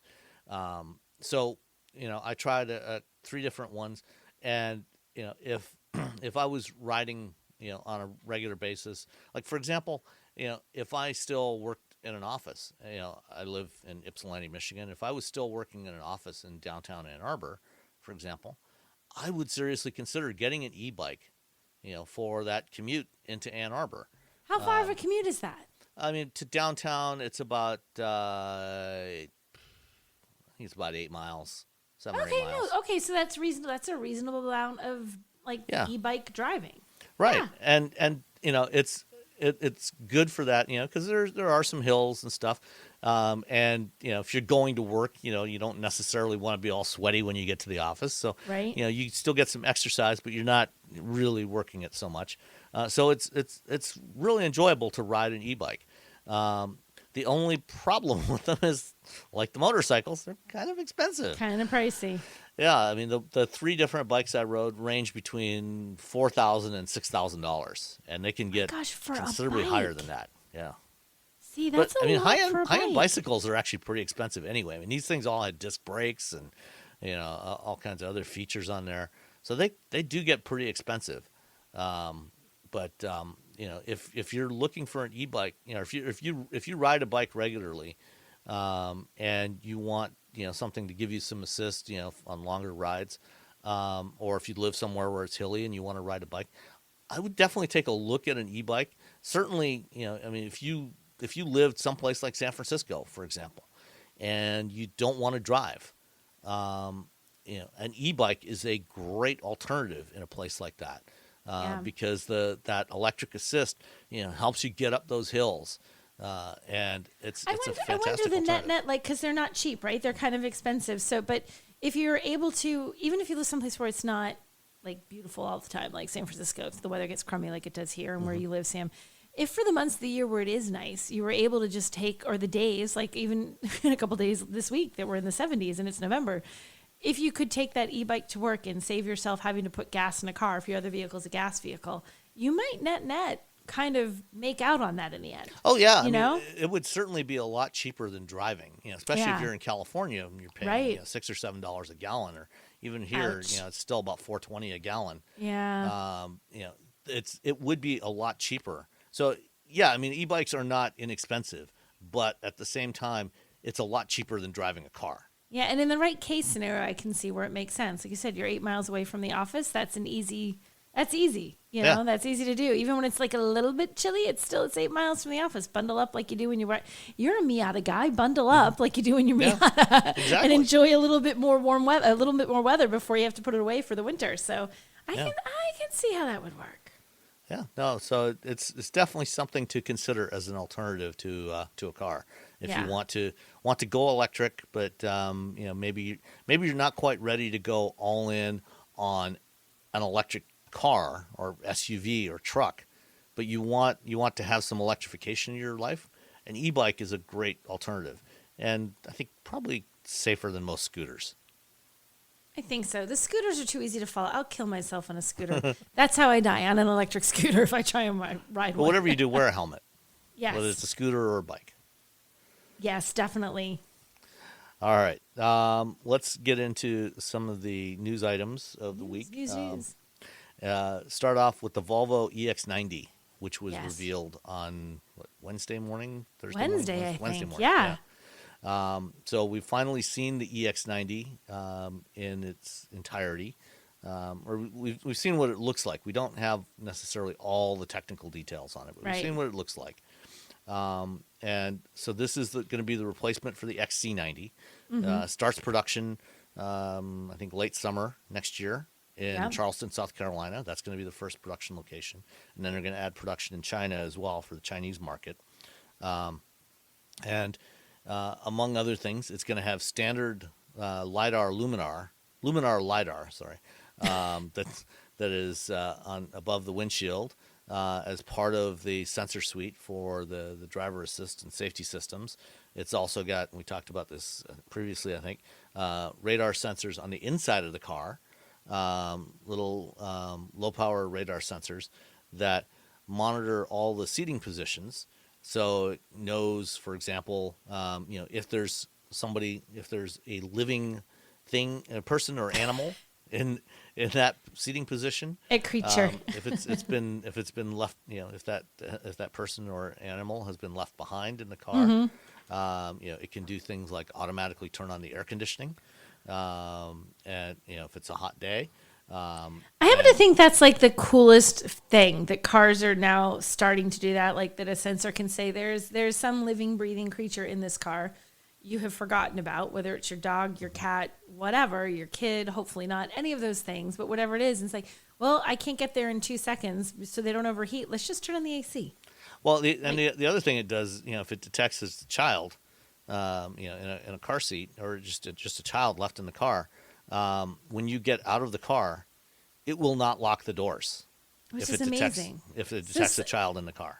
So if it won't, so you try to lock the doors, it won't lock the door, and if you're still zoning out and you walk away without locking your car, if somebody else were to see that, they can just be like open and at least keep your kid from overheating and dying in your car. Exactly. Yep. Yeah, that's kind of neat. I love how tech can do safety stuff like that. That was something you never even would have crossed your mind 15 years ago. Mm-hmm. You know? Yeah. So what do you think of the design of the EX90? I like it. I'm fine with it. I think it's sort of, to me, looks kind of like the Volvos that we already have. Like, it doesn't look like it's a great design leap forward. It's just kind of in keeping with what they've already put out there. It still has its Thor's hammer headlights. Mm-hmm. You know, what do you think? I agree totally. I was kind of hoping for something that was a little more of a reach. Like last year they showed us the Volvo Recharge concept, Mm-hmm. which we were told was kind of a preview of where the design direction they were going, and this doesn't really go there. The Recharge was a little bit more of a departure. This looks very much like the current, aside from the clean front end because you have no traditional grille there. It looks very much like the XC60, XC90 of today, which is not bad. No, Those are still attractive vehicles. I think the fascia and the lights are probably the biggest change. One cool thing about the Thor's hammer lights, when your headlights aren't on, you just have the Thor's hammer running lamps in there. Mm-hmm. But when you turn on when the headlamps turn on, it actually splits in the middle horizontally, and the two halves open up, and then the headlights are in the middle between the two halves, the upper and lower half of the hammer. Oh, that's cool. Yeah. I don't know why. It seems like the silliest design feature, right? We're going to make the headlights look like Thor's hammer. I love those stupid headlights. Yeah, I mean, it's something distinctive. That you look at it and you say, "Oh yeah, that's a Volvo." Unless it's Polestar. It's kind of the thing though. Like when you think about it, like there's a lot that's the same between cars. Mm-hmm. Okay, they're all a 7-seater. That's an SUV. It's an EV. What makes it different are the little touches, the design things, the small things. It's like, okay, your performance might be better or lower. Your range might be higher or lower. But it's the design stuff that makes one car really seem. What do you like about a Volvo versus a Ford versus a Nissan or whatever? Like, it's the design that makes it what speaks to your heart. So I think the Thor's hammer headlights, they speak to my heart, Sam. I love those. Yeah, no, I like them too. And that's probably why Chevy copied them for the Blazer EV. Burn. What about the interior? I mean, Volvo's always had sort of a very clean, Scandinavian aesthetic in the interior. They don't get too. I mean, their interiors, like we were talking about before, they're upscale and they're very luxurious, but they're never like flashy, fancy. This looks the same. They're not way. ostentatious. They're not ostentatious at all. It's a very muted sense of luxury. The headrests are funky. I'm looking at the pictures online that I have right now. What the headrests have this weird. I don't know. You know what they make me think of? They make me think, is this good or bad, of like cockpit seats in some like futuristic shuttle. I think I'm in Star Trek mode today. What is it? I'm thinking of like a Star Trek shuttle right now. Can you see that? Yeah, I mean, they're actually not that different from current generation Volvo. I know, but in these pictures, they look very Star Trek-y. Yeah, okay. I approve. I'm okay with that. Thor's hammer, Star Trek, I'm in with all these things. So one of the details, with the interior is they've kind of gone the Tesla route and eliminated almost all the switches. And it's all in the touch screens and touch surfaces on the steering wheel. They do have an instrument cluster display directly in front of the driver, very similar to the long horizontal strip that you find in a Mustang Mach-E. 14.5-inch tablet style. Well, a lot of them are going to that driver instrument cluster. A lot of them are going to that very long, thin display, which is funny because you look on. Like the EV thing is like, let's make this as long and as thin and as minimalist as we possibly can because the future. And you look at some like cars that are right now and aren't trying to push the future thing. It's like giant instrument cluster. You can customize it 85 different ways. We have things that pop up. You can see your like a tire BMW. pressure. Yeah, yes, exactly. It's like a kaleidoscope or the calm, muted little tiny strip that's inside the EX90. Yeah. I think, the absence of switches is really the only thing that concerns me here. Like even for the climate control stuff, and even it does have a knob on the air vent. they I can see a little thing on the air vent, Sam. You can move the air vents. That's true. There's actually a close-up picture of Yes. just of the little button that moves the air. That's one of the images in their press kit. Here's the air vent slider. That is good. That's a good thing. No complaints there. But I think I'll be curious to see how well this works. They do. It is Android Automotive based again, like the current generation stuff, which means that it's actually very easy to. You don't have to use the touchscreen to change the temperature. You can just say, "Hey, G, set the temperature to 68 degrees or 72 degrees or whatever temperature you want," and it'll do that. So it's quite simple to control. And Google Assistant is very robust for doing a lot of that kind of stuff. It's very good at natural language processing. So you don't have to remember specific syntax to do it. And they are all getting better. That natural language stuff, once upon a time they said that, and it really wasn't. Like, it was very hard. It didn't do a great job at understanding you. You'd have to figure out what the keywords were that the system was looking for in your sentence. And then you'd be like, oh, if I don't say this, it's not going to hear me. If I don't say that, it's not really going to hear what I'm asking it. They're getting better and better, but a lot of these, they look great in the images. The concept of it is all good. You have to drive it. You have to really get behind the wheel and have some time to use the voice activation, use the infotainment, see how much having things all in that screen as opposed to having actual buttons and knobs. Does it work? Is it easy to access, or is it a pain in the butt? You don't really know until you drive it. No. So the EX90, when it arrives here in the fall of next year, is projected to have a range of about 300 miles on the EPA. Not bad. EPA cycles. And in Europe on the WLTP, it'll be slightly higher than that. It'll be closer to 400, but real world range is probably going to be somewhere in the 300 mile range, which for a fairly large 3-row crossover is pretty decent. Yeah, it's not small. Yeah. And I think it's about 200 kilowatt charging, so it should charge up pretty fast. Price point, I forget what they said I think the price for a nicely equipped one is going to be just under $80,000. So not an inexpensive car, but this is going to be the flagship of the Volvo lineup, right, for the foreseeable future. And then they will, over the next several years, all the new Volvos, as each Volvo model is redesigned, it will be redesigned as an EV only.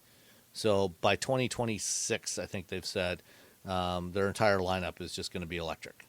No more engines. No more gas engines. Bye-bye. Yep, all going away. All right. Not necessarily giving up on gas engines yet is Honda. As we say goodbye, wait, hold on, one more second. Yeah. They revealed the other day the 2023 Accord, which is redesigned. Apparently still it's an updated version of the current platform, but new design that, I don't know, what do you think?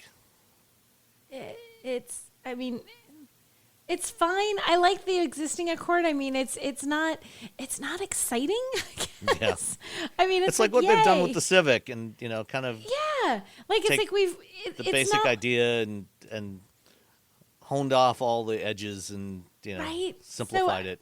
So like I'm fine. It's fine. It looks good. I mean, I think Honda was getting this sort of like, we're going to be aggressive and sporty. And it's like, whoa, tone that down. And they did tone it down a little bit. I think it looks nice. Vehicle design is, I think, in part because EVs don't have all that fancy grille work going on. They're just flat. A lot of other cars are sort of following suit where, like, we're trying to make that front end not quite so busy and aggressive, So I think that's kind of what they're doing with the Accord. I mean, from what I'm seeing from the very few images they have. Inside, it still has that honeycomb thing going on the dashboard. Is that what I'm seeing?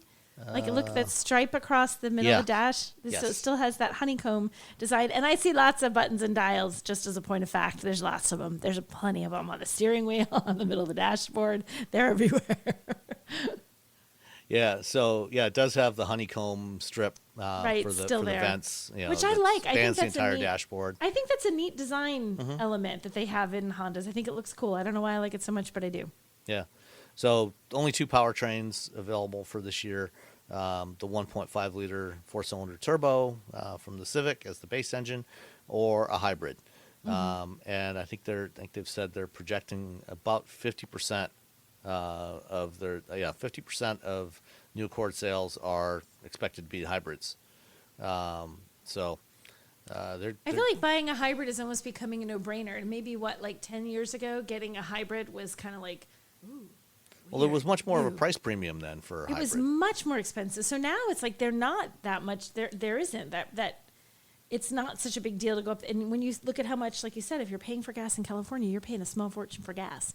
So if you can go to a hybrid, take what you can get and run with it. And this hybrid will probably be over 40 miles per gallon, which is for a decent sized family sedan is pretty impressive. It's good. Yeah, absolutely. And this will also be the first Honda to get their new Android Automotive based infotainment system. So the base on the LX and EX trims is a 7-inch touchscreen that's non-Android Automotive, but it has CarPlay and Android Auto support. And then the optional setup, the 12-inch screen, will have Android Automotive, so it's got the Google Play Store and Google Assistant and Google Maps and all that stuff built in.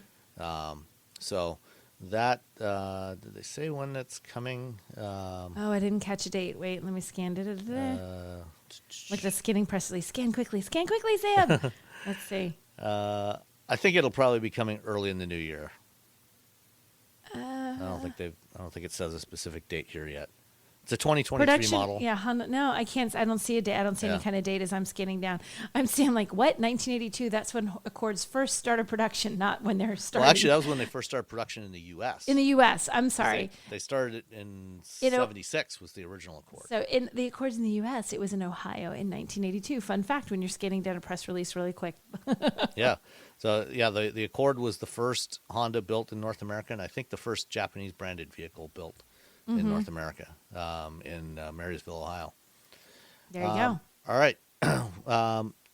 Kia, the EV6, is sort of getting more expensive for 2023.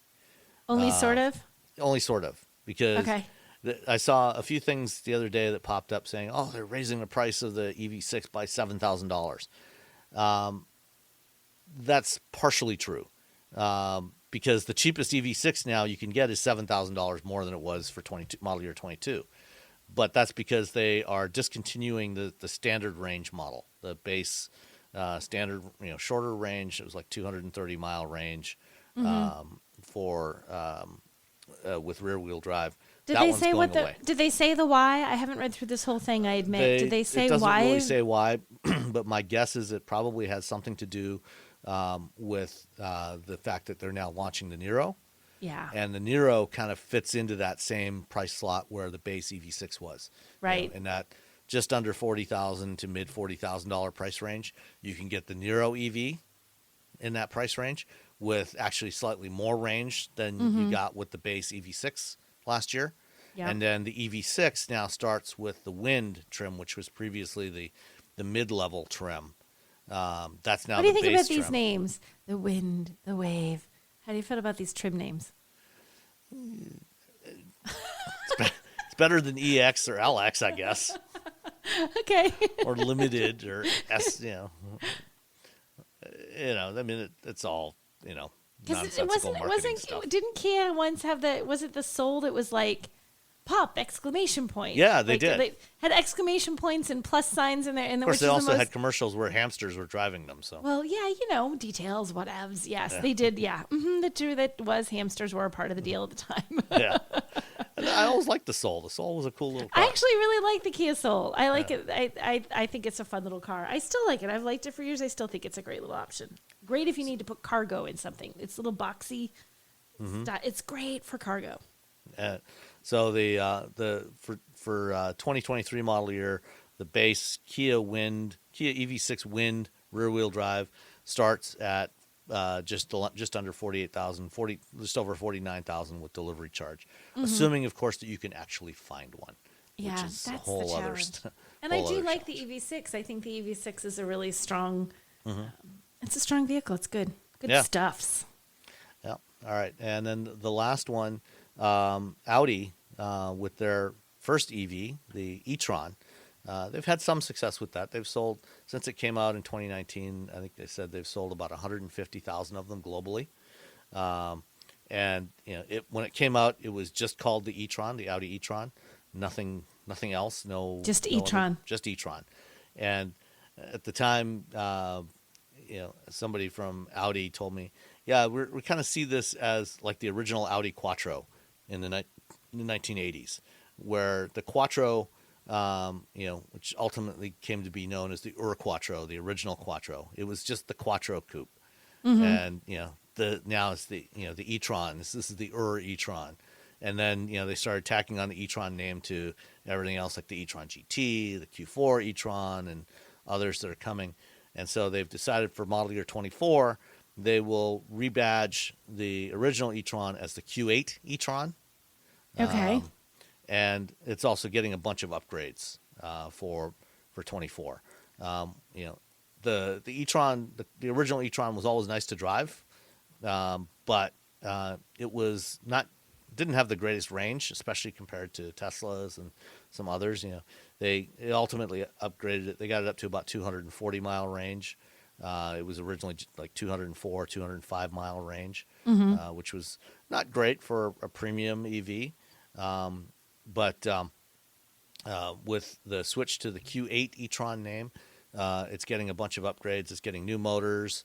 There's the SQ8 e-tron, which will be a 3-motor version. I don't think they're saying exactly how much power that one's going to have. But there will be 2 battery sizes, 91 kilowatt hour, which is basically what they have today, and a larger 114 kilowatt hour variant. And the 114 kilowatt hour battery is the only one that's going to be offered in the U.S. market. And the range, they've said, along with the motors, they're changing a bunch of other things to try and make it more energy efficient, and it will get a 300-mile range with when it gets the Q8 e-tron badge, which is nice. Yeah, so that's a pretty hefty jump, and they're also speeding up the charging a little bit from 150 to 170 kilowatts, and they say it'll charge from 10 to 80% in about 35 minutes. So pretty speedy. Yeah. So the Audi Q8 e-tron and SQ8 e-tron. Coming sometime next year as model year 24. All right, let's answer some listener questions. There's a note here that says you have a couple of questions online that you want to answer. Yeah, I had thrown this up on my Twitter, and there's some guys on Twitter who asked some questions, and I was trying to copy it over, and my tech was failing me, and I'm like, forget it. I'm just going to read them to Sam. Okay, so let me scroll down a little bit. So one of the questions that someone had asked. Oh, I like this first one that's on here. Do you see it? How many cannoli can fit on the taco tray? Oh my God, I missed that. Where's that? That's on the. That's just kidding. And can we make cannoli a universal unit of measurement? I approve of making a cannoli a universal version of measurement, only if it's the ones used at Mike's Pastries, because I have a soft spot for that there in Boston. How many cannoli? I'm going to guess. I feel like you get 5, Paul. 5 solid Mike's cannolis on top of that taco tray. That was probably the most important question of the entire podcast right there. We got the pastry reference in. Got the pastry reference in. The other questions, they were asked by a Supercar Johnny. He asked 2 questions. One, he said, he was asking about my impression of the Magna facility and what did I feel was the quality of the vehicles that we tested. I thought the facility is very impressive. I mean, I've been to a lot of automotive, to factories like for other companies. It reminds you of that. I mean, it seems on par with that. It's very slick. They have a lot. It feels like a very well-oiled machine, and it feels like a great factory. And the quality of the vehicles that I saw, and again, the pre-production was not like they're falling apart. They aren't quite there yet. It's just like, well, we're making this particular trim. We're going to make it a little bit better. So everything that was production and that was everything that wasn't changing the quality felt really good. So I don't think that I would knock the quality of anything Magna has done, especially for other vehicles, because they've been doing so much. Sam, do you have any issues with Magna's vehicle quality? No, I mean, every vehicle that I've ever driven that was built there, including the Jaguar I-Pace, the Mini Countryman, the Mercedes G-Wagon, there's a whole bunch of different ones that have been built there over the years, many of which are still being built there. They've always had excellent, outstanding build quality. So I suspect that the Fisker Ocean, of all of the these startup EV makers, my guess is the Fisker Ocean, at least from a quality perspective, will probably be among the best you will find from a startup, startup brand, because it's a startup brand, but it's not really a startup manufacturer. Magna is not a startup manufacturer. They know how to do this stuff. Right. Yeah. Fisker might be a new brand, but Magna is not new to this space. The other question that he asked in that same question was, did I think it was smart that Henrik Fisker gave 6% of the company, gave away 6% stake to avoid the manufacturing headaches? I don't know from a financial point of view if, 6%, 10%, 2%, I don't know about that. But in terms of making the decision to go with an expert to avoid some of the manufacturing headaches you would have with not being an expert in doing that, I think that's wise. We kind of touched on that before, Sam, I think a little bit, how it, by going with somebody who has the experience, that's not a bad thing. Yeah, I mean, you're going asset light. There's a lot less capital investment for Fisker themselves. They don't have to spend $1 billion to build a factory. Right. They can focus on the design, the marketing, some of the engineering, and let a company like Magna steer that knows how to build this stuff, knows how to screw this stuff together. You can have a very high degree of confidence that those vehicles coming out of the factory will be pretty much right from day one. I think it's a huge advantage. I think by doing that, I think that any concerns about about it not being put together well or not having, these panel gaps, whatever, the kind of stuff that we as journalists complain and, moan about, the panel gap, and an average person might not even notice that, but sometimes they do, or just the overall quality. I don't think you're going to run into those issues because Magna is going to put it together right. That's my feeling. He also, Supercar Johnny also asked, this is just fun. This has nothing to do with anything we were talking about. A bonus question, 2017 plus Acura NSX or Ferrari 458 Italia? Oh, you go first. I've not driven the Ferrari. I've heard them. I have driven the NSX on a couple of different occasions. Yeah. I love the NSX. Yeah. But I think I got to go with the sound of that Ferrari 458 V8 engine. So based on the sound alone, the Ferrari wins for you? I think so, yeah. Okay. See, I agree. The Ferrari, that sounds yummy, but I love how the NSX drives. Yeah, I mean, it is great to drive. It's so much fun. And I have not driven the Ferrari, so maybe if you put me behind the wheel of a 458 Italia, I'd change my mind. But the Acura NSX, oh God, I love that car. So I'm going to say Acura NSX. Okay.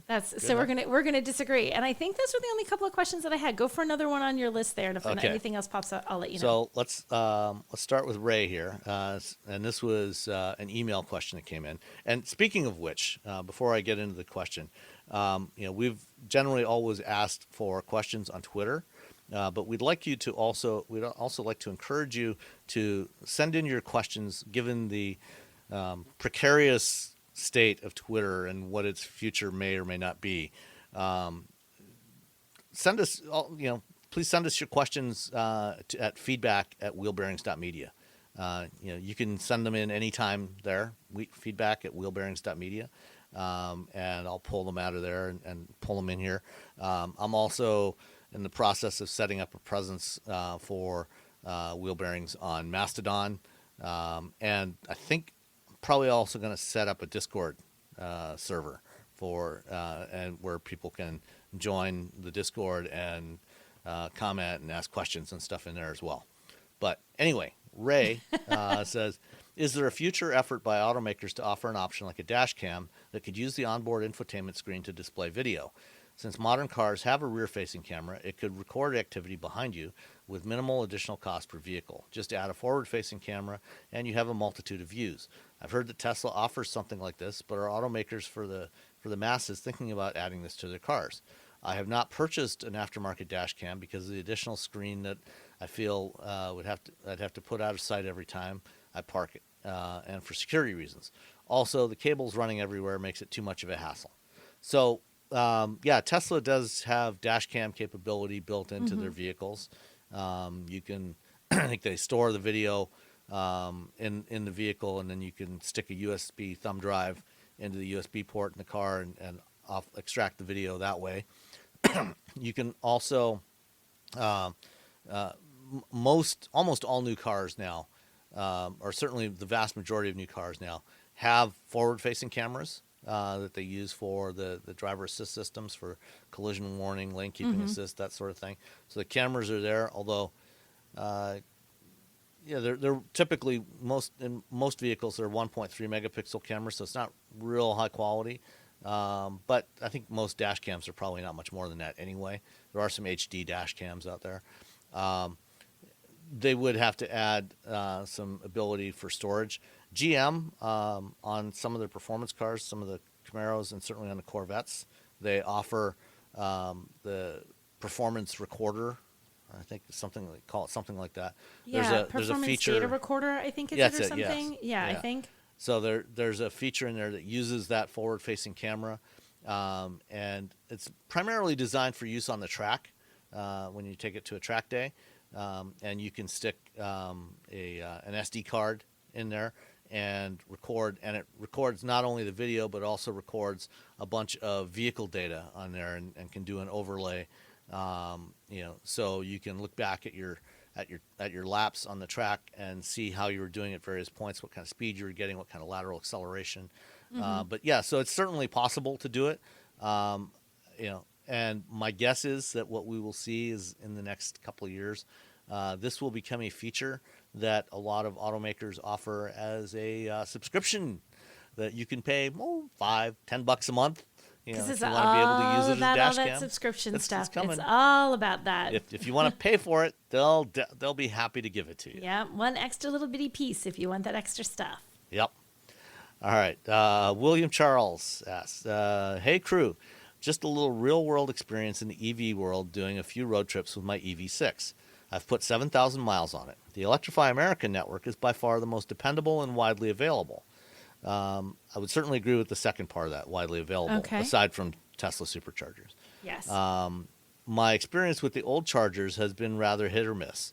I have gotten speeds up to 235 kilowatts on rare occasions, but I've also gotten speeds down around 50 out of a 350 kilowatt charger. Ouch, that's painful. Yeah. Well, I've gotten 5 kilowatts out of a 350 kilowatt charger in the e-tron GT. So that's awful. Yeah. Can you imagine, really, I just keep thinking if you were, really looking okay, we're just going to top this off. We'll be back on the road. 5 kilowatts. No, you're not going to be back on the road. Yeah.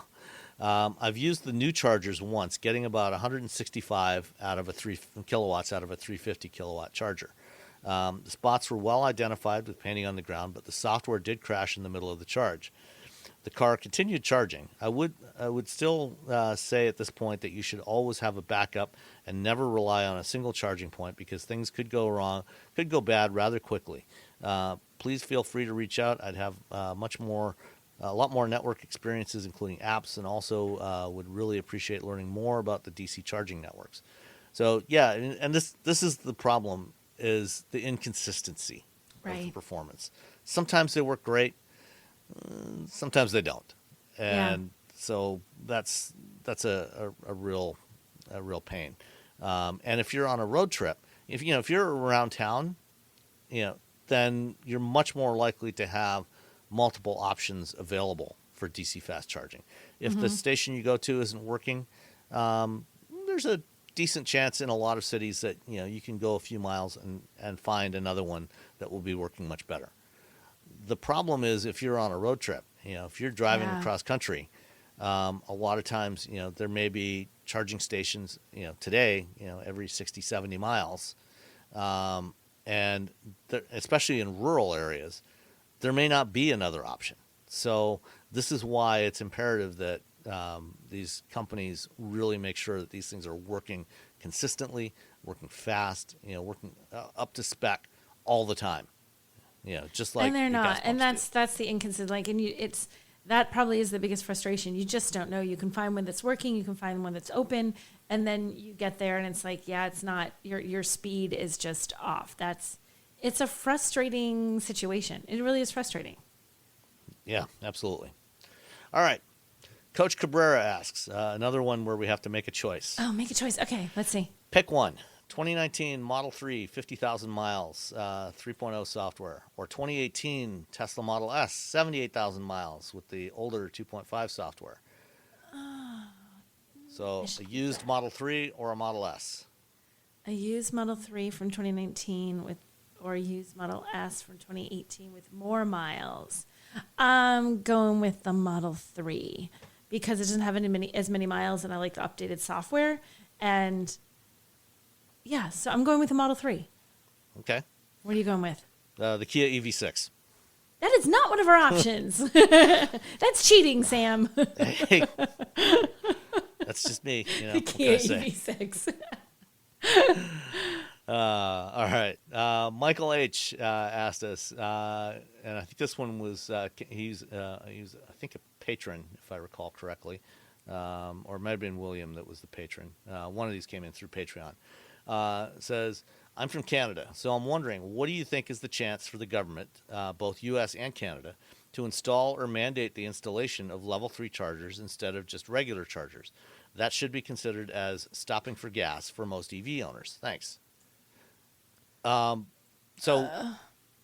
least here in the U.S., we've got the infrastructure bill, and the first tranche of funding for that, that bill included $7.5 billion for installing more EV charging across the country, especially in underserved areas.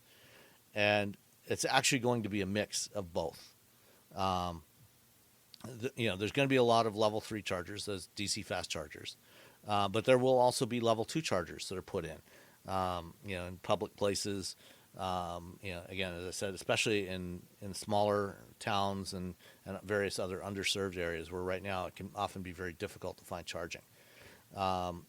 Sure, level 3 is preferable from a speed standpoint, but it also puts more stress on your battery. And the equipment is much, much more expensive. Yeah.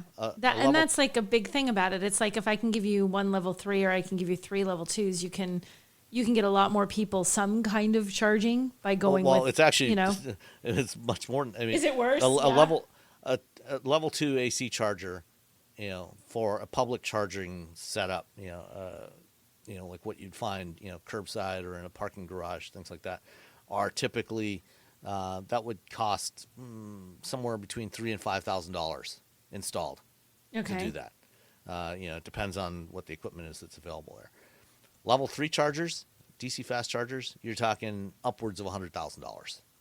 Holy schnickities, yes. Batman. That's a huge difference. And this is why when you go to a DC fast charger, the price that they charge for charging, a lot of level 2 chargers, especially if it's, a business that put it in, they just give it to you for free. They let you charge for free because it's, it's a convenience. The cost of the electricity is pretty minimal. And, or even if you do have to pay for charging, the cost is pretty low. Maybe a few cents a kilowatt hour, or maybe, $1 for a half hour charging. Whereas if you go to a level 3 charger, you're paying anywhere from 30 to 45 cents a kilowatt hour typically. And, charging up, if you're on a road trip, charging up an EV, doing a full charge, that might cost you $40, $50, $60, which is not that much cheaper than, it's cheap generally, especially in a bigger vehicle. It's going to be cheaper than putting gas or diesel in it, but it's still fairly pricey because the equipment is very expensive, needs more maintenance, and also, the infrastructure to support that, the capacity, the electrical capacity to put in there is expensive. So it is expensive to do DC fast charging. So that's why you're going to see a mix of both.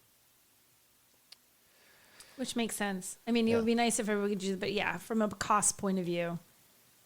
Yep. All right. Last two come from Dan Vesma. It says, what happens if one of the myriad of new car makers goes broke? Would EV owners be left with impossible to service cars? Would they be bricked without connection to their manufacturer? I don't think they'd be bricked. I mean, you're going to find someone who's going to be able to work on your car, but how well you're going to be able to update and keep that car current, and who's going to be willing / able to service it could become questionable. Yes. Yeah. They're not necessarily going to be bricked.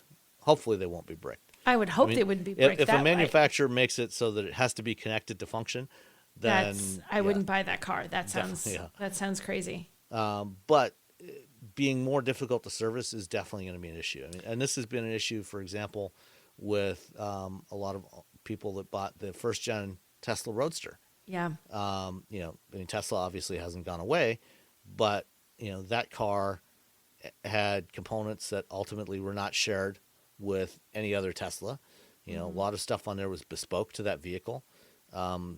Even though they built fewer than 2,500 of those cars, there were also multiple generations of it. So, right. They changed, and Tesla still does this. They still change the stuff regularly. And this is one of the reasons why even Tesla, sells more EVs than anybody for now. Getting service parts is difficult because they regularly change the designs. They change the motors. They change all kinds of things. Yeah. It's definitely an issue. And this is one of the challenges that startups have is, am I confident that this company is going to be around in 3, 4, 5 years or 10 years? Am I going to be able to keep this vehicle running? And so it's going to be difficult for those companies. So if you do buy from a company that goes out of business, you're going to have some challenges. I mean, you're definitely good. Might be kind of like buying a used social network, that will just gradually decay over time and eventually just stop working. In terms of like parts, that's a whole question. But one of the things that Fisker is doing, Bridgestone is going to be able to service their vehicles. Because they're not going to have a million Fisker dealerships. They're not following that model, and they're only going to have so many of their mobile service units. And one guy in Montana is going to need help. We're not be able to get to that one guy in Montana. So there's going to be Bridgestone service centers that will be able to work on your Fisker if it needs it. But you're still stuck. Okay, even if they know how to work on it, if you can't get a part anymore because the company's out of business, it's a whole different issue. But at least they try to come up with a service solution, at least, to the problem of being a small EV startup. But the parts solution is a trickier one, I think, to overcome when there's, like you said, Sam, bespoke parts that you may not be able to get from any other. It's not like it's interchangeable or sort of a common part that you can get from anybody. In the case of Fisker, even if Fisker did go under, because the vehicles are being built by Magna, right? Magna's not going anywhere. They're going to be around for a long time. Exactly. So at least you have that. Yeah. They may well decide, if Fisker goes bankrupt, Magna might end up buying at least some of the assets, some of the IP, and they could keep providing service parts for an extended period of time, and then in conjunction with Bridgestone or somebody else, make those parts available. So even if they stop building the vehicles, they could still have an inventory of service parts. Right. Yeah. All right. Well, that's it for this week. That's it. Thank you, everybody, for your questions. Thank you, Nicole, for being here. Yeah. Next week, all three of us. Yes. All of us. All three of us at once. The whole team, please. Absolutely. All right. And remember, please also, send in your questions at feedback@wheelbearings.media. We'd love to get them there as well. Just in case, we end up with a bricked social network. We don't want that to be the only means to get in touch with us. And I'm working on other stuff as well, like I said, like Discord and Mastodon. So. All right. Later, people. Bye.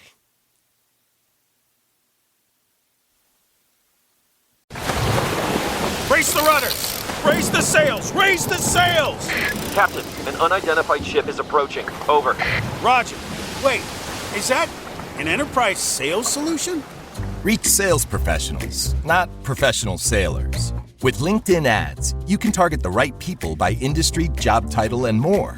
We'll even give you a $100 credit on your next campaign. Get started today at linkedin.com/results. Terms and conditions apply. All you homeowners have unique needs.